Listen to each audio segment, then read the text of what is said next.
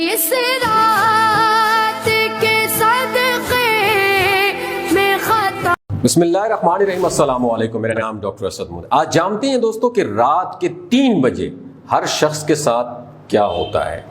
کبھی آپ کے موبائل فون پر رات کے 3 بجے کوئی کال آئی ہے؟ میرے خیال میں کسی کو بھی اس وقت کوئی کال نہیں آئی ہوگی. لیکن کبھی اگر رات کے 3 بجے موبائل بجنا شروع ہو جائے تو آپ کے خیال میں وہ کال کس لیے ہوگی؟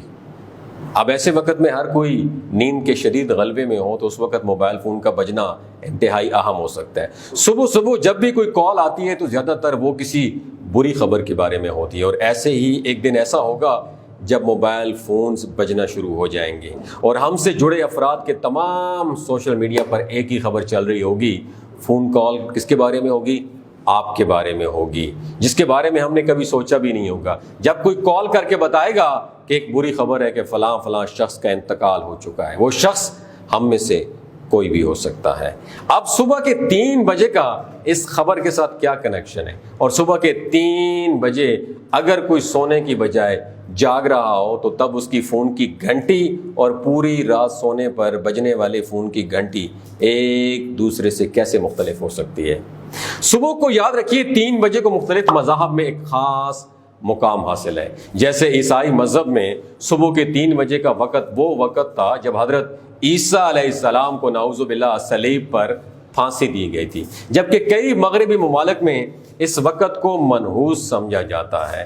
عیسائی مذہب میں یہ بھی تصور ہے کہ صبح کے 3 بجے جاگنا ایک قسم کی یعنی حضرت عیسیٰ علیہ السلام کی موت کا مذاق اڑانا ہے، کیونکہ ان کے عقیدے کے مطابق ان کو اس وقت صلیب پر پھانسی دی گئی تھی. اسی طرح دنیا بھر میں تمام بدروحیں اور شیاطین اس وقت اکٹھے ہو کر پارٹی کرتے ہیں، جشن مناتے ہیں. لیکن اسلام جیسے پاک دین میں اس وقت کا ہر انسان کی زندگی میں ایک انتہائی اہم مقام ہے. یہ وہ وقت ہوتا ہے جب اللہ خود پہلے آسمان پر آ کر اپنے بندے سے پوچھتا ہے کہ مانگو جو مانگنا چاہتے ہو، میں آپ کی مراد پوری کروں گا. یہ وقت تہجد کا وقت ہوتا ہے جس کی فضیلت اس سے زیادہ اور کیا ہو سکتی ہے کہ اللہ اس وقت پہلے آسمان پر آ جاتا ہے اور اللہ سے مانگنے والے کو عطا کرتا ہے جو اس نے مانگا ہوتا ہے. امام شافعی رحمۃ اللہ علیہ نے کہا تھا کہ تہجد کے وقت دعا مانگنا ایسا ہے جیسے ایک تیر جو ہمیشہ اپنے نشانے پر لگے اور کبھی اس کا نشانہ خطا نہ ہو.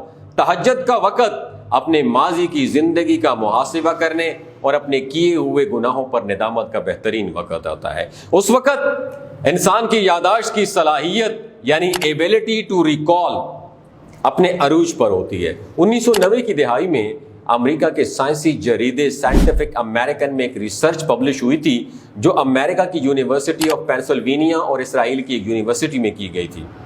پتہ ہے کون سی ریسرچ تھی؟ جس میں انسانوں اور جانوروں کے دماغوں پر برقی الیکٹرونز لگا کر نیند کے دوران ان کے دماغوں کا تجزیہ کیا گیا. اور اس ریسرچ کا یہ رزلٹ نکلا کہ نیند لینے کے بعد انسانی یادداشت کی صلاحیت میں اضافہ ہوتا ہے. اس لحاظ سے رات کی آخری گھڑیوں میں جب بندہ نیند سے بیدار ہو کر تہجد کی نماز ادا کرتا ہے تو دعا کے دوران اپنی ماضی کی کوتاہیوں کو رات کی خاموشی میں بآسانی یاد کر سکتا ہے. اسی پر ندامت کے آنسو بہا کر اللہ کے حضور گڑ گڑا کر معافی مانگ سکتا ہے اور آئندہ کے لیے اپنے گناہوں سے صدقے دل سے توبہ کر سکتا ہے. اسی قسم کے لوگوں کے متعلق اللہ تعالیٰ ارشاد فرماتے ہیں کہ یہ وہی لوگ ہیں جو کہتے ہیں کہ اے ہمارے رب، ہم یقیناً ایمان لے آئے ہیں، سو ہمارے گناہ معاف فرما دے اور ہمیں دوزخ کے عذاب سے بچا لے. یہ لوگ صبر کرنے والے ہیں اور قول و عمل میں، قول و فعل میں سچائی والے ہیں اور ادب و آداب میں جھکنے والے ہیں اور اللہ کی راہ میں خرچ کرنے والے ہیں اور رات کے پچھلے پہر اٹھ کر اللہ تعالیٰ سے معافی مانگنے والے ہیں.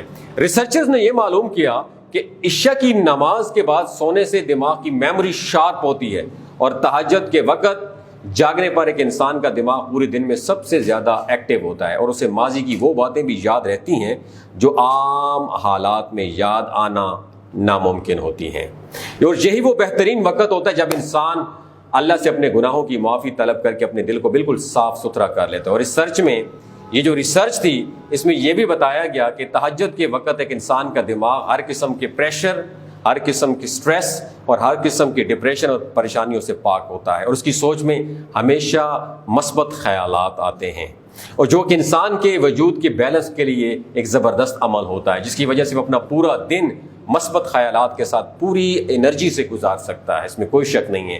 حضرت سیدنا حسن بصری رحمۃ اللہ علیہ سے پوچھا گیا کہ تہجد گزار لوگوں کے چہرے دیگر لوگوں سے زیادہ خوبصورت کیوں ہوتے ہیں؟ تو انہوں نے فرمایا وہ اللہ پاک کے لیے یہ تنہائی اختیار کرتے ہیں، تو اللہ انہیں اپنے نور کا لباس دیتے ہیں، پہنا دیتے ہیں۔ یہ وہ نور ہوتا ہے جو سائنس کے مطابق جب انسان اس خاص وقت کو جاگتا ہے تو اس کے دماغ کو پہنچنے والے خون میں بالکل تازہ آکسیجن ہوتی ہے، کیونکہ صبح کے اس وقت ماحول انتہائی صاف ہوتا ہے اور آکسیجن کی مقدار دن کے باقی حصوں کے مقابلے میں کئی گنا صاف اور تازہ ہوتی ہے، اور جب ایسی تازہ آکسیجن دماغ کو حاصل ہوگی تو اس کا اثر ایک انسان کے جسم پر ڈیفینیٹلی پڑے گا، جس سے اس کی چہرے کی تر و تازگی اور جسم میں چستی آئے گی۔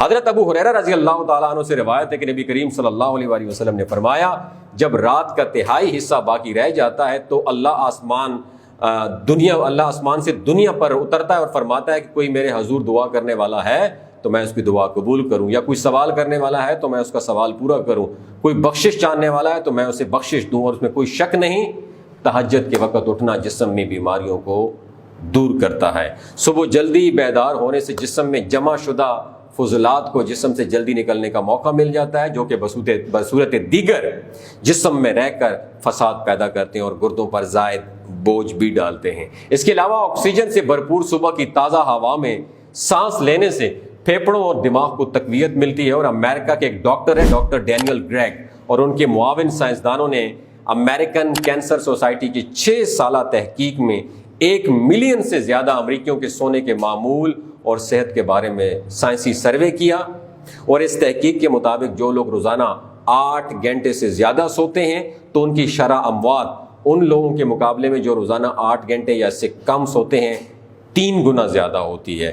تہجد کی نماز ایک بہترین اور افضل نماز ہے، بلکہ فرائض کے بعد اس سے زیادہ بہتر نماز نہیں۔ اس لیے رات کے اندھیرے میں جب لوگ سو رہے ہوتے ہیں اور غفلت کا ماحول ہوتا ہے اور نفس بھی کسی طریقے سے بستر چھوڑنے پر راضی نہیں ہوتا، ایسے میں اگر کوئی شخص اپنی نیند اور آرام اور راحت کو چھوڑ کر اللہ کے حضور کھڑا ہوتا ہے تو یہ بندے کی جانب سے بہت بڑی قربانی ہوتی ہے، اور جب قربانی بڑی ہوگی تو رب کی مہربانی بھی بڑی ہوگی۔ اگر یہ ویڈیو آپ کو اچھی لگی ہو دوسروں کے ساتھ ضرور شیئر کیجیے۔ اللہ تعالی ہمیں نماز تہجد کی پابندی نصیب فرمائے، اور آخر میں درود شریف پڑھ کے اس ویڈیو کو ضرور شیئر کیجیے گا۔ اپنا اور اپنے ساتھ جڑے رشتوں کا خیال رکھیے۔ اللہ حافظ۔